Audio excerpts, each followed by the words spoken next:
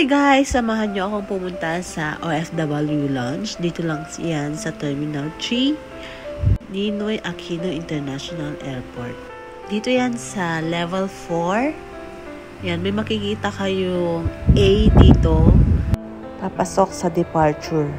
So, left side, may makikita kayong OFW Immigration Blue Lane. So, tabi lang nito ang OFW Lounge. So, lakad lang tayo. Then, yun.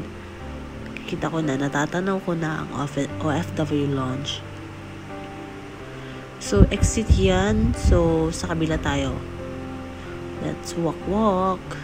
Ang kailangan pala dito or hinahanap is OAC, passport, and ticket. Napakalamig dito guys at maraming pagpipilian. May lugaw, may tinapay. Yan, lugaw to. Tapos pag lobat yung phone mo, dito lang.